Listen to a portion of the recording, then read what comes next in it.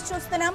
చిత్తూరు జిల్లా గంగవరంలో ఏకంగా జిల్లా కలెక్టర్ సంతకాన్నే ఫోర్జరీ చేసి ప్రభుత్వ నిషేధిత జాబితాలో ఉన్న భూమిని అమ్మేందుకు ప్రయత్నించారు. ఒక కేటుగాళ్ల ముఠా పక్కా ప్లాన్ తో కోట్ల రూపాయల విలువైన భూమిని కొట్టేయాలని చూసింది. కానీ ఒక చిన్న అనుమానంతో ఈ భారీ స్కామ్ బయటపడింది. కలెక్టర్ సంతకం ఫోర్జరీ కేసు చిత్తూరు జిల్లా రెవెన్యూ వర్గాల్లో పెద్ద ప్రకంపనలు సృష్టిస్తోంది.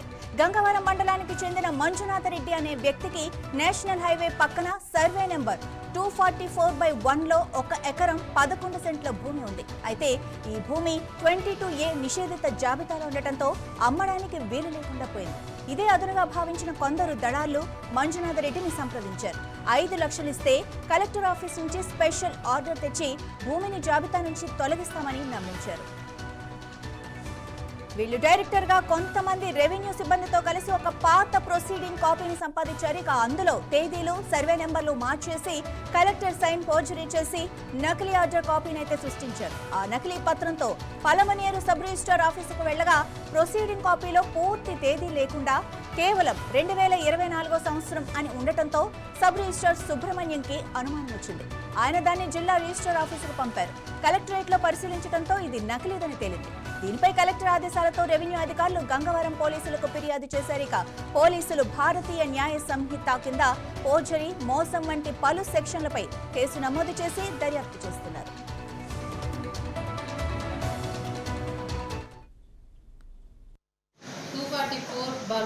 ఎక్స్టెంట్ 1 ఎకరా 11 సెంట్లు.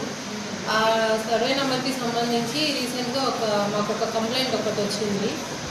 ఏమంటే ఒక 22A డెలిషన్ కోసము ఒక ప్రొసీడింగ్ ఒకటి డిస్ట్రిక్ట్ రిజిస్ట్రార్ దగ్గరికి తీసుకొని వెళ్ళారు.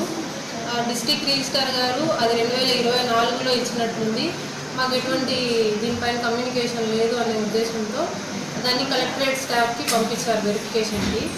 కలెక్టరేట్లో అది వెరిఫై చేసి ఇది ఫేక్ అని చెప్పి వాళ్ళు మాకు కన్ఫర్మ్ చేశారు. అదే విషయము జిల్లా కలెక్టర్ గారి దృష్టికి తీసుకువెళ్ళారు. జిల్లా కలెక్టర్ గారు ఇది ఎవరైతే చేశారో వాళ్ళ మీద ఇన్వెస్టిగేషన్ చేయండి అండ్ FIR ఫైల్ చేయండి అని చెప్పి మాకు ఆదేశించారు. మేము చిత్తూరు జిల్లా డిస్ట్రిక్ట్ కలెక్టర్ ఆదేశాల మేరకు మేము ఆ పర్టికులర్ ప్రొసీడింగ్ పైన మేము ఫోర్జరీ డాక్యుమెంట్ అని చెప్పేసి మేము ఇన్వెస్టిగేషన్ కోసం అని చెప్పి మేము కేసు ఫైల్ చేసినాము గంగవరం పోలీస్ స్టేషన్లో. సో అకార్డింగ్లీ గంగవరం పోలీస్ స్టేషన్లో అది FIR కూడా బుక్ అయింది. ఇప్పుడు ఇన్వెస్టిగేషన్ అండర్ ప్రాసెస్లో ఉంది. మా మండలం రైట్. ఇక గంగవరంలో ఫోర్జరీకి సంబంధించిన ఒక ఇష్యూ అయితే బయటపడింది. ఇక దీనికి సంబంధించి మరింత సమాచారం మా తిరుపతి ప్రతినిధి వర్మ అందిస్తారు. వర్మ, చెప్పండి, అసలు అంటే కలెక్టర్ ఫోర్జరీకి సంబంధించి అసలు ఏం జరిగింది? ఆ నకిలీ ఆర్డర్స్ అయితే ఎలా బయటపడ్డాయి?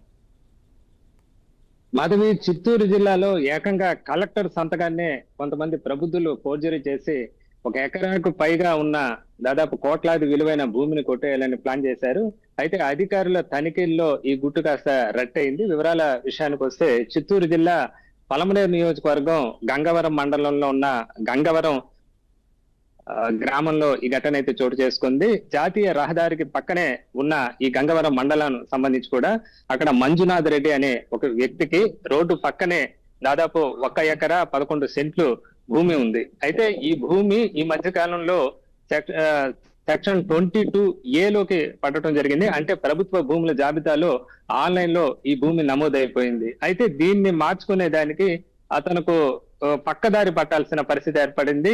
అయితే ప్రభుత్వ కార్యాలయం దగ్గరికి వెళ్ళినప్పుడు ప్రభుత్వ భూమి లిస్టులో ఉండటంతో దాన్ని ప్రొసీజర్ ప్రకారం దానిపైన చర్యలు ఉంటాయని అధికారులు చెప్పడంతో ఈ భూమిని ఎలాగైనా అమ్మేయాలనే ఉద్దేశంతో మంజునాథ్ రెడ్డి కొంతమంది దళారులను ఆశ్రయించాడు. ఈ దళారులు 5 లక్షల రూపాయలు అతన్ని ఇవ్వమని చెప్పి తాము నకిలీ పత్రాలు తయారు చేస్తామని చెప్పి వాళ్ళంతా పాత ప్రొసీడింగ్స్ కాపీని ఒకదాన్ని తీసుకొచ్చి దాన్ని మార్పింగ్ చేసి దానిలో డేటు, సంవత్సరాలు ఇవన్నీ మార్పింగ్ చేసి అచ్చం దాన్ని ఒరిజినల్ డాక్యుమెంట్లుగానే అది ఏదైతే రిజిస్టర్ భూమిగా దాన్ని ఆ నకిలీ పత్రాలు తయారు చేయడం జరిగింది. దానిని వేరొక వ్యక్తికి మోసం చేసి అమ్మాయిలనే ఉద్దేశంతో ఈ పథకం అయితే రూపొందించారు. అయితే దీన్ని అక్కడే ఉన్న స్థానికంగా ఉన్న రిజిస్టర్ కార్యాలయానికి తీసుకువెళ్ళడం జరిగింది. అయితే అక్కడ ఉన్న రిజిస్టర్ దీనిపైన అనుమానం రావడం జరిగింది. సబ్ రిజిస్టర్ గా ఉన్న అక్కడ ఉన్న సుబ్రహ్మణ్యం దీనిపైన అనుమానం రావడంతో దాంట్లో దానికి సంబంధించి నెల ఉంది, సంవత్సరం ఉంది, కానీ కలెక్టర్ సంతకం మీద డేట్ లేదు. అయితే ఈ డేట్ లేకపోవడంతో అనుమానం వచ్చి దీన్ని సబ్ రిజిస్టర్ కార్యాలయానికి పంపించడం జరిగింది. అక్కడ అధికారులు దీన్ని గుర్తించడంతో ఇది ఫోర్జరీ, ఇది నకిలీ డాక్యుమెంట్ గా వాళ్ళు ఆన్లైన్ లో వెరిఫై చేసి గుర్తించడం జరిగింది. ఈ వ్యవహారం కాస్త కలెక్టర్ కార్యాలయానికి వెళ్ళింది. దీంతో చిత్తూరు కలెక్టర్ సుమిత్ కుమార్ ఇష్యూపై సీరియస్ అయ్యారు. దీనిపైన వెంటనే నిందితులపైన కేసు నమోదు చేసి దర్యాప్తు చేయాల్సిందిగా ఆదేశించారు. ప్రస్తుతం పోలీసులు కేసు నమోదు చేసి మంజునాథ్ రెడ్డితో పాటు ఇతర దళారుల పైన కూడా కేసులు నమోదు చేసి ప్రస్తుతం అయితే వాళ్ళపైన విచారణ అయితే కొనసాగుతున్న పరిస్థితి అయితే ఉంది. మరి పోర్జరీ కేసులో ఈ మొత్తం ఇష్యూలో జరిగిన దాంట్లో ఎంత మంది ఉన్నారు? దాని వెనక, వ్యవహారం వెనక మొత్తం ఎంత డబ్బు చేతులు మారింది? అంటే ఈ మంజునాథ్ రెడ్డితో పాటు ఏదైతే డీకేటీ ఆ భూమి ఉందో, ఆ మంజునాథ్ రెడ్డి సెక్షన్ 22A నమోదైన ఆ భూమి ఉన్న దానికి సంబంధించిన వ్యక్తి మంజునాథ్ రెడ్డితో పాటు మరో 4-5 వ్యక్తులు దీంట్లో ప్రమేయం ఉన్నట్లుగా కూడా తెలుస్తోంది. వీళ్ళందరి పైన ప్రస్తుతం అయితే కేసులు నమోదయ్యాయి.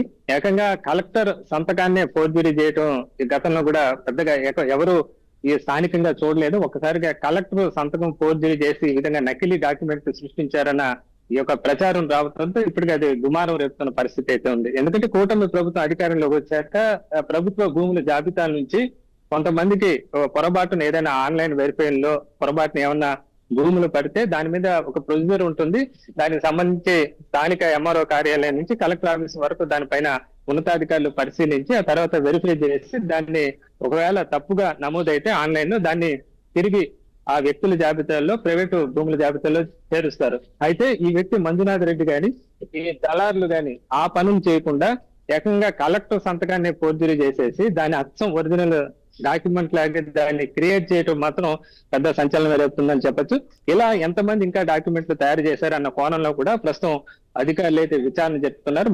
మొత్తం మీద ఇష్యూ అయితే ప్రస్తుతం సీరియస్ గా మారిందని చెప్పొచ్చు. ప్రస్తుతం జిల్లా కలెక్టర్ దీని మీద విచారణకు ఆదేశించారు. ఇష్యూ ముఖ్యమంత్రి కార్యాలయం వరకు కూడా వెళ్ళినట్టుగా కూడా తెలుస్తోంది. మాధవ్ రైట్, మరి తన సంతకానే పోర్జరీ చేశారని తెలిసాక కలెక్టర్ ఎలాంటి చర్యలు తీసుకున్నారు, అసలు ఎలా స్పందించారు? ఆయనతో మాట్లాడే ప్రయత్నం చేశారా?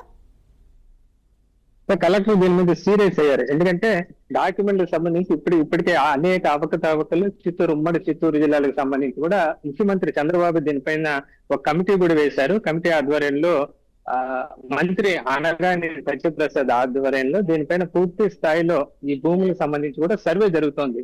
అయితే ఈ సమయంలోనే ఈ విధంగా నకిలీ డాక్యుమెంట్లు కలెక్టర్ సంతకాలతో ఈ విధంగా ఏకంగా రిజిస్టర్ కార్యాలయానికి వచ్చి రిజిస్టర్ ఆఫీస్కి వచ్చి రిజిస్టర్ చేయాల్సిందిగా వేరొక వ్యక్తులకి మోసం చేసే విధంగా ఈ వ్యవహారం రావడంతో దీనిపైన పూర్తి స్థాయిలో విచారణ జరపాలని, ఇలాంటి వ్యవహారాలు జిల్లాలో మరెక్కడైనా జరుగుతున్నాయా, మొత్తం ఈ వ్యవహారం మొత్తం మీద పూర్తి స్థాయి విచారణ జరిపి ఒక నివేదిక ఇవ్వాలని కూడా ప్రస్తుతం కలెక్టర్ అయితే ఆదేశించిన పరిస్థితి అయితే ఉంది.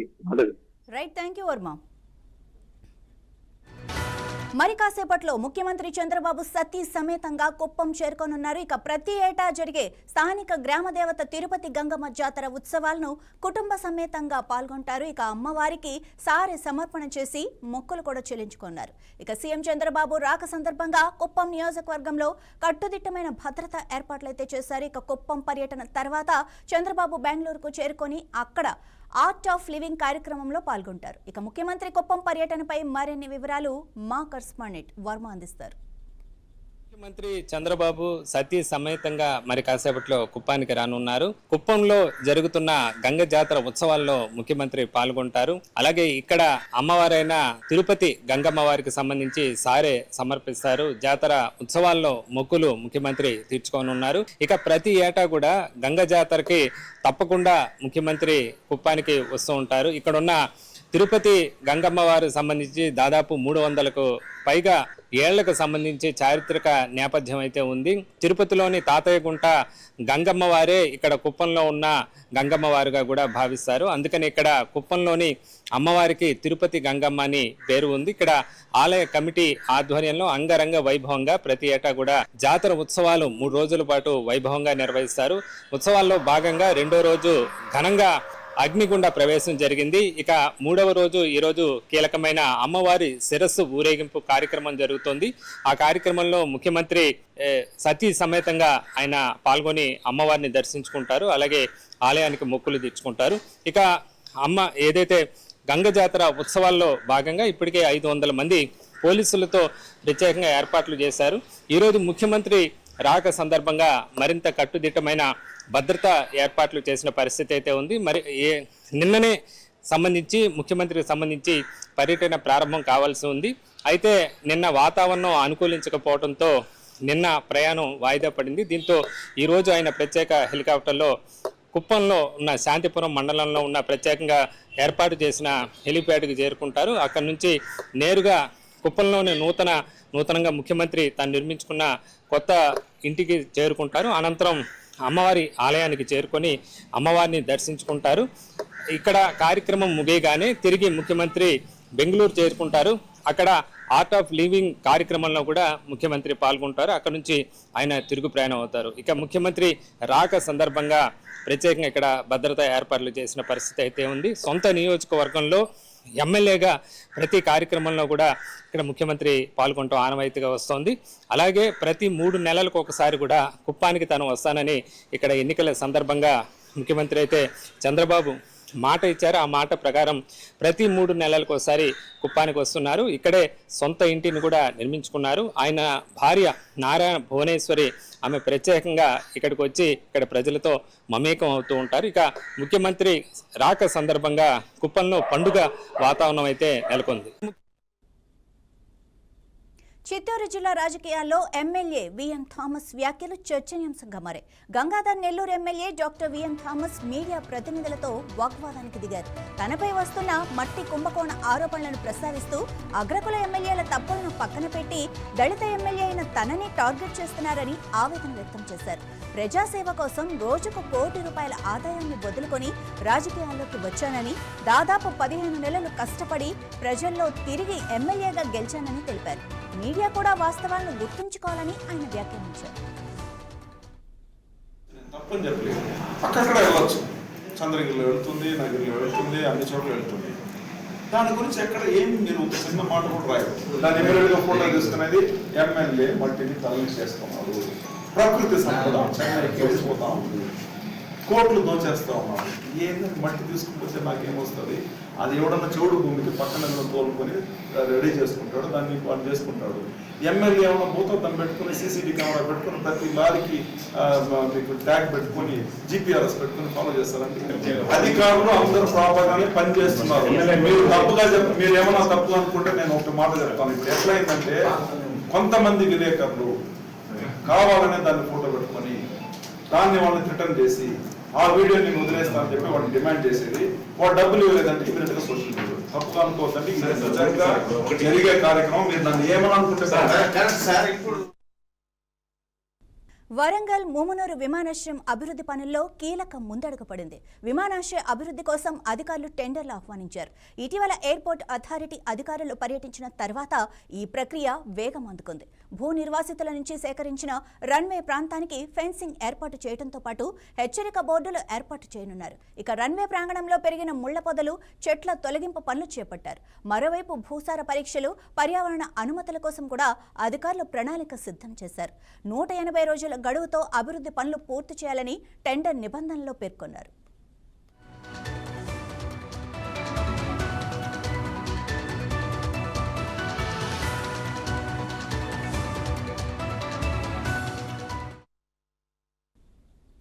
మేడ్చల్ జిల్లా గట్కేసర్ ప్రభుత్వ ఆసుపత్రిలో తీవ్ర కలకలం రేగింది. ఓ గుర్తు తెలియని వ్యక్తి ఆసుపత్రిలో వీరంగం సృష్టించాడు. చేతిలో కత్తితో వైద్యులు, నర్సులు రోగులపై దాడికి తెగబడ్డాడు. దీంతో వారంతా భయంతో బయటకు పరుగులు తీశారు. ఆసుపత్రిలోని ఫర్నిచర్, మందుల సామాగ్రిని ధ్వంసం చేయడంతో అక్కడ భయానక వాతావరణం నెలకొంది. ఆసుపత్రిలో విధ్వంసం సృష్టించిన తర్వాత ఆ వ్యక్తి బయటకు వచ్చి అక్కడున్న స్థానికులపై కూడా దాడికి పాల్పడ్డాడు. సమాచారం అందుకున్న ఘట్కేసర్ పోలీసులు వెంటనే సంఘటన స్థలానికి చేరుకొని పరిస్థితిని అదుపులోకి తెచ్చేందుకు ప్రయత్నించారు.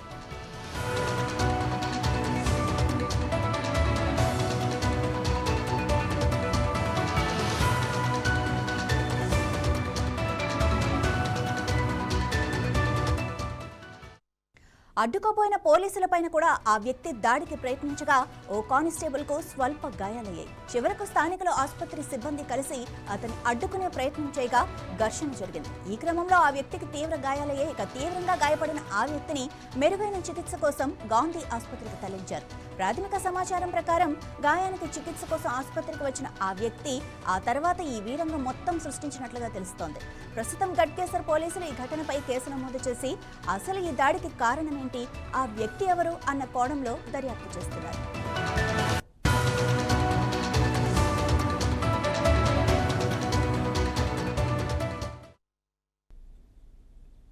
డ్రగ్స్ మహమ్మారిపై రేణిగుంట పోలీసులు ప్రత్యేక దండయాత్ర చేపట్టారు.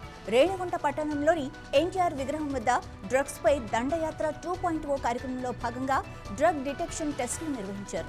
సమాజాన్ని మత్తు పదార్థాల బారి నుంచి కాపాడేందుకు పోలీసులు ప్రజల్లో అవగాహన కల్పించే కార్యక్రమాలను మరింత వేగవంతం చేశారు. డీఎస్పీ శ్రీనివాసరావు మాట్లాడుతూ డ్రగ్స్ నిర్మూలనలో ప్రజలు కూడా భాగస్వాములు కావాలని పిలుపునిచ్చారు. గంజాయి వాడకం సరఫరాపై కఠిన నిఘా సాగుతోందని, పాజిటివ్ వచ్చిన వారిని డీ అడిక్షన్ సెంటర్లకు తరలిస్తున్నామని తెలిపారు.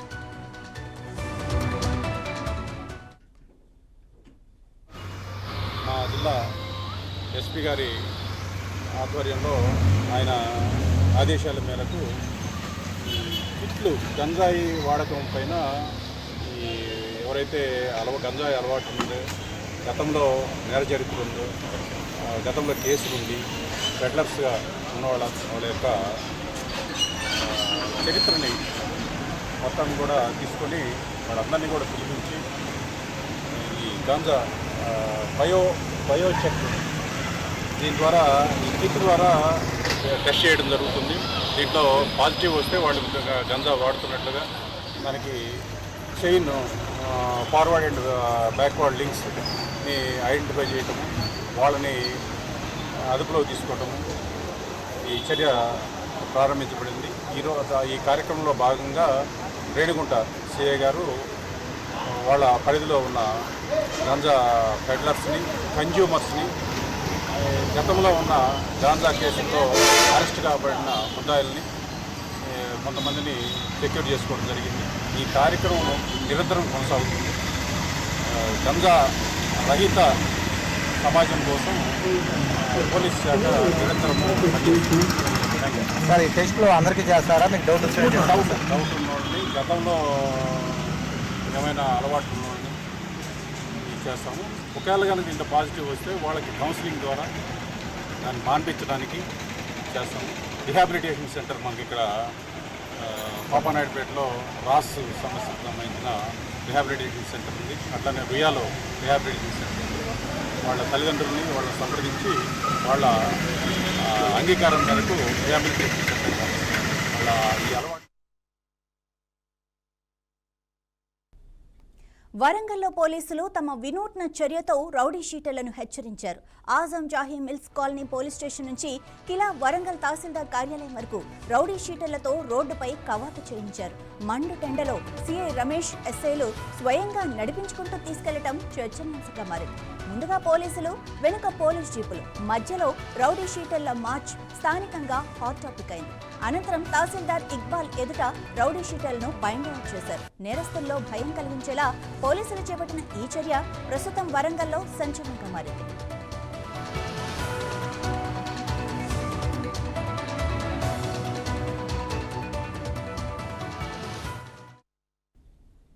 క్రికెట్ అభిమానులందరి మధ్యలో ఇప్పుడు ఒక్కటే ప్రశ్న: తలా మహేందర్ సింగ్ ధోని ఐపీఎల్ 2025లో ఆడతాడా లేదా? 2024 ఐపీఎల్ సీజన్ నుంచి చెన్నై సూపర్ కింగ్స్ నిష్క్రమించినప్పటి నుంచి ఈ చర్చ మరింత జోరందుకుంది. ఒకవైపు ఫిట్నెస్ సమస్యలు, మరోవైపు మెగా వేలం దగ్గర పడుతుండటంతో ధోని భవిష్యత్తుపై ఉత్కంఠ నెలకొంది. దీనిపై సిఎస్కే యాజమాన్యం ఏమంటోంది? ధోని సన్నిహితులు ఏం చెప్తున్నారు? Let's watch the story.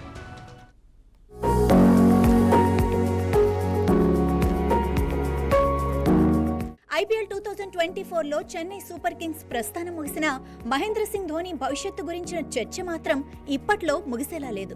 ఈ సీజన్ ఆశాంతం కండరాల నొప్పితో బాధపడుతూనే ఆడిన ధోని తన జట్టు కోసం చివరి వరకు పోరాడాడు. ముఖ్యంగా డెత్ ఓవర్లలో బ్యాటింగ్కు వచ్చి 220కి పైగా స్ట్రైక్ రేట్తో పరుగులు సాధించి అందర్నీ ఆశ్చర్యపరిచాడు. ఈ పరిస్థితుల్లో వచ్చే సీజన్లో ధోని ఆడతాడా లేదా అనే దానిపై సర్వత్రా ఆసక్తి నెలకొంది. దీనిపై Chennai Super Kings CEO Kashi Viswanathan స్పందించారు. ధోని రిటైర్మెంట్ పై డ్రెస్సింగ్ రూమ్ లో ఎలాంటి చర్చ జరగలేదని, అతని భవిష్యత్తు గురించి తాము ఎప్పుడూ అడగలేదన్నారు.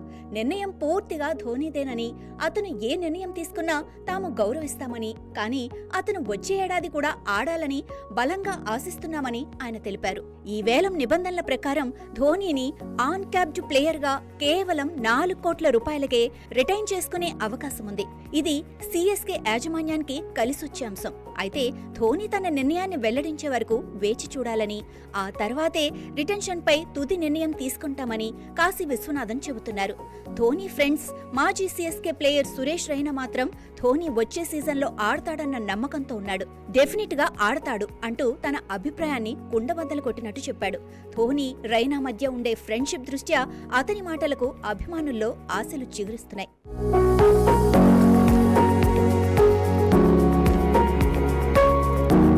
మొత్తం మీద చూస్తే ధోని ఐపీఎల్ భవిష్యత్తుపై బంతి ఇప్పుడు అతని కోర్టులోనే ఉంది. సిఎస్కే యాజమాన్యం, కోట్ల మంది అభిమానులు అతను మరో సీజన్ ఆడాలని కోరుకుంటున్నారు. ఒకవేళ అతను ఆడాలని నిర్ణయించుకుంటే అది చెన్నై జట్టుకు ఐపీఎల్కే పెద్ద బూస్ట్ అవుతుంది. ఒకవేళ రిటైర్మెంట్ ప్రకటించినా మెంటర్గానైనా సిఎస్కేతో అతని బంధం కొనసాగుతుందని అందరూ ఆశిస్తున్నారు.